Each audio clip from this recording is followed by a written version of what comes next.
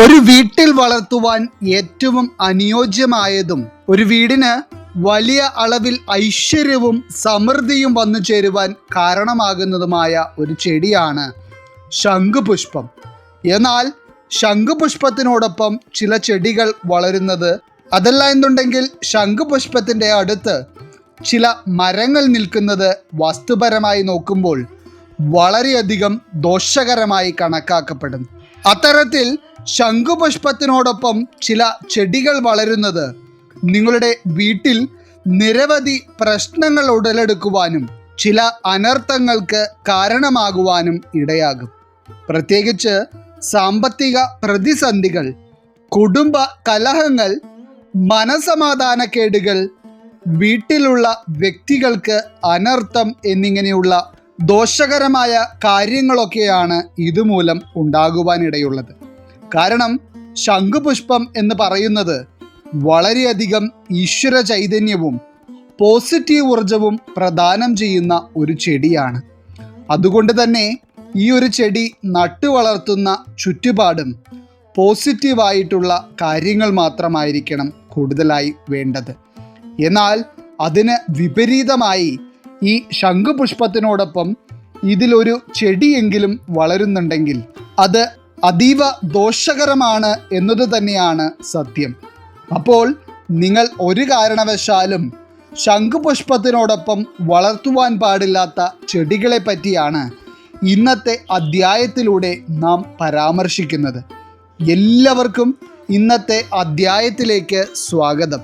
അപ്പോൾ നട്ടുപരിപാലിക്കുവാൻ വലിയ ബുദ്ധിമുട്ടില്ലാത്തതുകൊണ്ടും നല്ല രീതിയിൽ പൂവിടുകയും കണ്ണിന് കുളിർമയേകുകയും ചെയ്യുന്നതിനാലും അതിനെല്ലാം പുറമെ വളരെയധികം പോസിറ്റീവ് ഊർജവും സമ്പൽ സമൃദ്ധിയും ഒരു വീട്ടിലേക്ക് ആകർഷിക്കുന്ന ഒന്നായതുകൊണ്ടും ശംഖുപുഷ്പം നട്ടുപരിപാലിക്കുവാൻ ഇഷ്ടപ്പെടാത്ത ആളുകൾ ചുരുക്കമായിരിക്കും എന്നതാണ് സത്യം.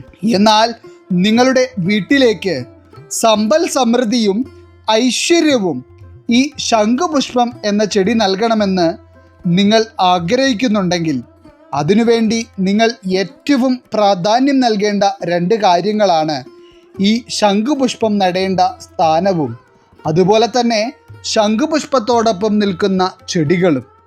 അതായത് വാസ്തുപ്രകാരം നോക്കുമ്പോൾ ഒരു വീടിൻ്റെ വടക്ക് ദിശയിലാണ് ശംഖുപുഷ്പം നടുവാൻ ഏറ്റവും ഉത്തമമായ ദിശ.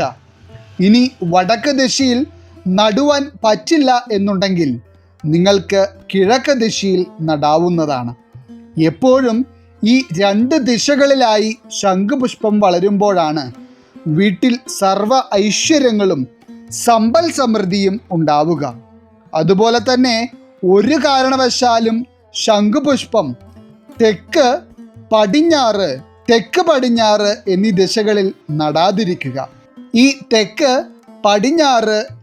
പടിഞ്ഞാറ് എന്നിങ്ങനെയുള്ള 3 ദിശകളിൽ ശംഖുപുഷ്പം വളരുന്ന വീടുകളിൽ പല വിധത്തിലുള്ള പ്രശ്നങ്ങളും ഉടലെടുക്കുകയും ആ കുടുംബത്തിൻ്റെ പുരോഗതി തന്നെ ഇല്ലാതാവുകയും ചെയ്യും. അതിനാൽ നിങ്ങൾ പരമാവധി വീടിൻ്റെ വടക്ക് അല്ലെങ്കിൽ കിഴക്ക് ദിശയിൽ മാത്രം ശംഖുപുഷ്പം നട്ടുപരിപാലിക്കുവാൻ ശ്രദ്ധിക്കുക. ഇനി ഏറ്റവും പ്രധാനമായി ശംഖുപുഷ്പത്തോടൊപ്പം നിങ്ങൾ അറിവില്ലായ്മ കൊണ്ട് പോലും നടുവാൻ പാടില്ലാത്ത ചെടികളെ പറ്റി നോക്കാം.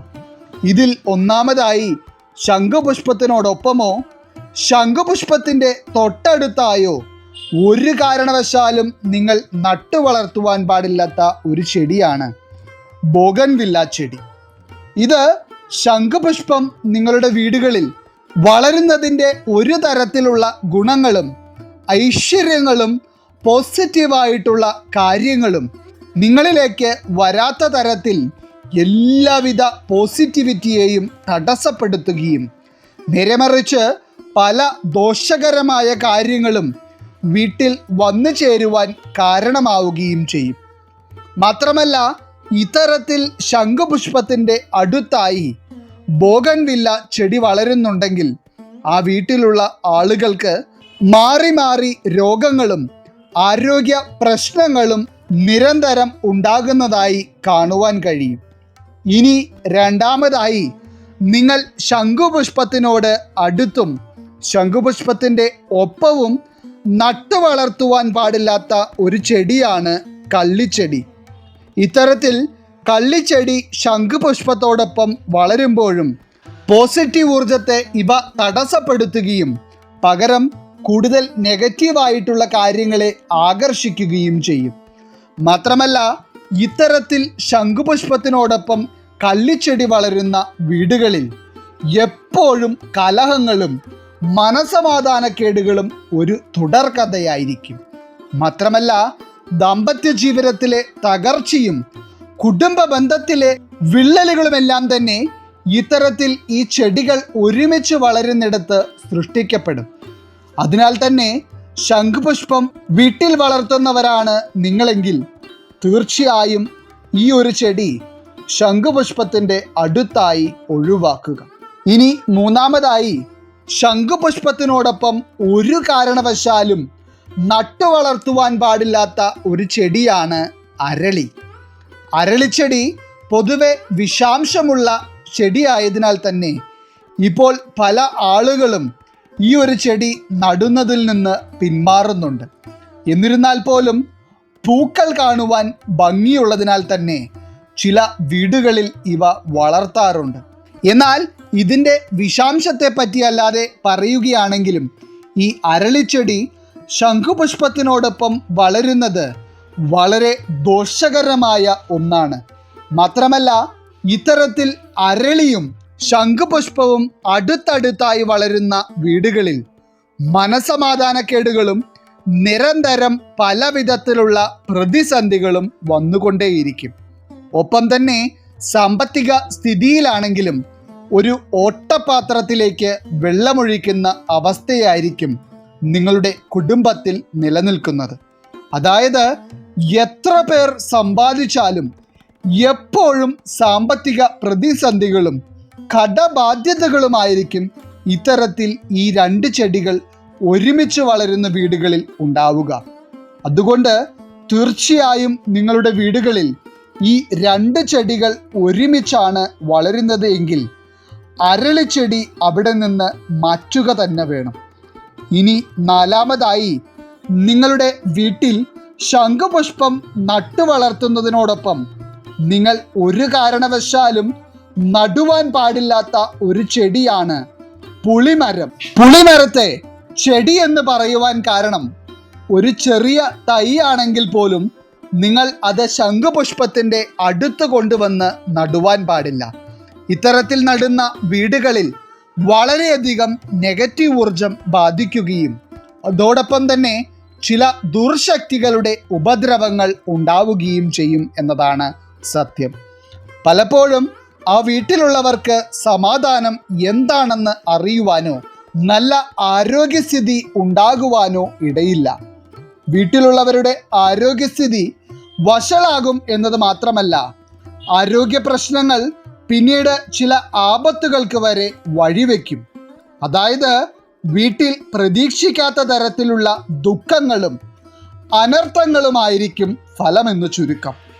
അതിനാൽ പുളിമരത്തോട് അടുത്തായി ശംഖുപുഷ്പം നട്ടു പരിപാലിക്കുവാനോ ശംഖുപുഷ്പം നട്ടു വളർത്തിയതിന് അടുത്തായി ചെറിയ തൈയായിട്ട് പോലുമുള്ള പുളിമരം നട്ടുപിടിപ്പിക്കുവാനോ പാടില്ല. ഇനി ശംഖുപുഷ്പത്തിനോടൊപ്പം ഒരു കാരണവശാലും നട്ടു വളർത്തുവാൻ പാടില്ലാത്ത അഞ്ചാമത്തെ മരം എന്ന് പറയുന്നത് പ്ലാവാണ്.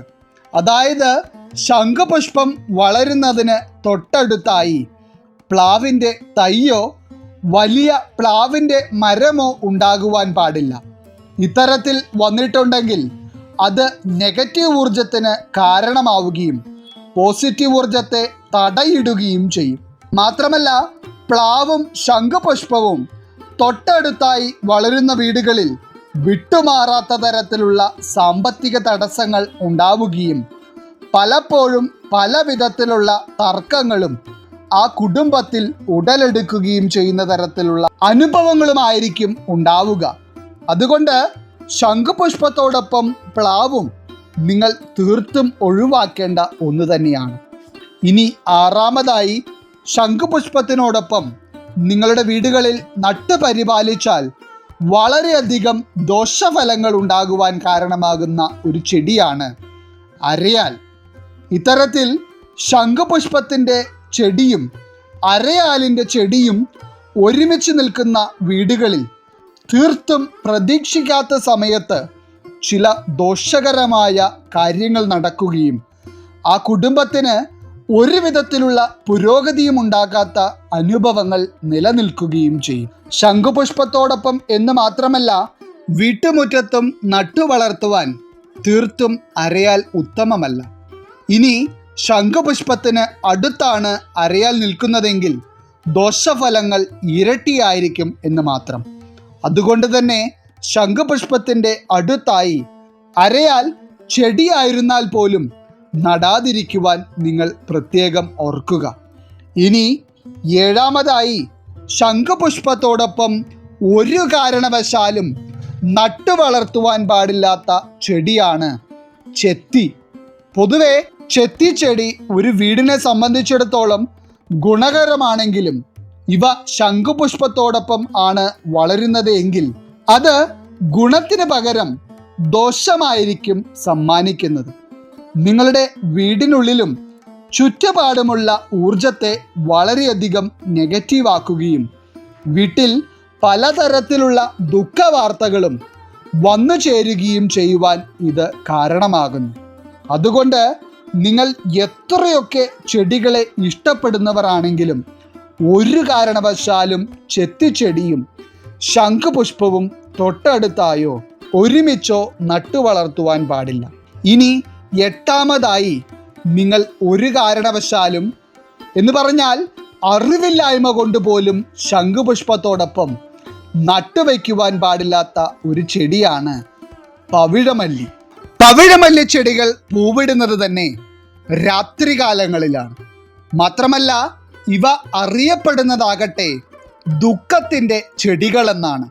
അതുകൊണ്ട് തന്നെ നിങ്ങൾ ശംഖുപുഷ്പത്തിൻ്റെ ചെടിയോടൊപ്പം ഈ പവിഴമല്ലി ചെടി നട്ടുവളർത്തിയിട്ടുണ്ടെങ്കിൽ ആ വീട്ടിലുള്ളവർക്ക് ജീവഹാനി വരെ സംഭവിക്കുവാനുള്ള സാധ്യത വളരെയേറെയാണ്. അതായത് ഇത് അത്രയേറെ നെഗറ്റീവ് ഊർജത്തെ ആകർഷിക്കുകയും പല വിധത്തിലുള്ള ദുഃഖങ്ങളും ദുരിതങ്ങളും ആ വീട്ടിൽ ഉണ്ടാകുവാൻ കാരണമാവുകയും ചെയ്യും.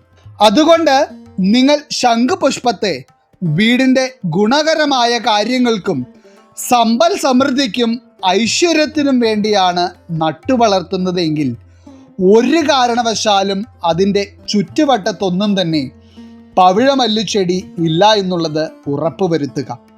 അപ്പോൾ ഇതിൽ പറഞ്ഞിരിക്കുന്നതിൽ 8 ചെടികളിൽ ഏതെങ്കിലും ഒന്നെങ്കിലും നിങ്ങളുടെ വീട്ടിൽ ശംഖുപുഷ്പത്തിൻ്റെ അടുത്തായോ ശംഖുപുഷ്പത്തിൻ്റെ പരിസരത്തായോ എങ്കിലും നിൽക്കുന്നുണ്ടെങ്കിൽ അത് ഉടനടി അവിടെ നിന്ന് മാറ്റുവാൻ നിങ്ങൾ പ്രത്യേകം ശ്രദ്ധിക്കുക. ഇനി അതോടൊപ്പം തന്നെ ശംഖുപുഷ്പം നിങ്ങൾ നട്ടുപരിപാലിക്കുമ്പോൾ ശംഖുപുഷ്പത്തിനോടൊപ്പം നടുവാൻ ഏറ്റവും ഉത്തമമായ ചെടികൾ ഏതൊക്കെയാണ് എന്നുള്ളതിനെ പറ്റി ഇതിനു മുൻപ് മറ്റു പല അധ്യായങ്ങളിലായി നാം പറഞ്ഞിട്ടുള്ളതാണ്. അതറിയാൻ താല്പര്യമുള്ളവർക്ക് ആ അധ്യായങ്ങൾ കാണാവുന്നതാണ്.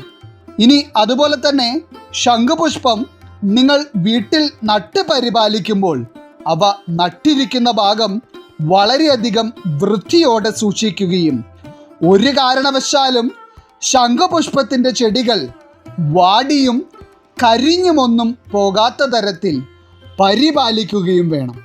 മാത്രമല്ല, ശംഖുപുഷ്പത്തിൻ്റെ പരിസരത്തായി നിൽക്കുന്ന മറ്റു ചെടികളും വാടിക്കരിഞ്ഞു പോകാതിരിക്കുവാൻ ശ്രദ്ധിക്കുക.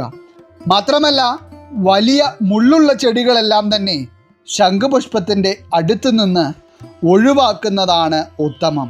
അപ്പോൾ നിങ്ങളുടെ വീട്ടിൽ ശംഖുപുഷ്പം നട്ടുപരിപാലിക്കുന്നവരാണ് നിങ്ങളെങ്കിൽ തീർച്ചയായും നിങ്ങൾ എഴുതി അറിയിക്കുക. ഒപ്പം തന്നെ ഇതുമായി ബന്ധപ്പെട്ട് നിങ്ങൾക്കുണ്ടായിട്ടുള്ള അനുഭവങ്ങളും പങ്കുവയ്ക്കാവുന്നതാണ്. ഈശ്വരൻ നിങ്ങളെല്ലാവരെയും അനുഗ്രഹിക്കട്ടെ. നിങ്ങളുടെ പ്രത്യേക പ്രാർത്ഥനാ വിഷയങ്ങൾ എന്തെങ്കിലുമൊക്കെ ഉണ്ടെങ്കിൽ നിങ്ങളുടെ പേരുകൾ സഹിതം ഒന്ന് എഴുതി അറിയിക്കുക. നാം നമ്മുടെ പ്രാർത്ഥനകളിലും പ്രത്യേക പൂജകളിലും നിങ്ങളുടെ പേരുകൾ സഹിതം ഉൾപ്പെടുത്തുന്നതായിരിക്കും. എല്ലാവർക്കും നന്ദി, നമസ്കാരം.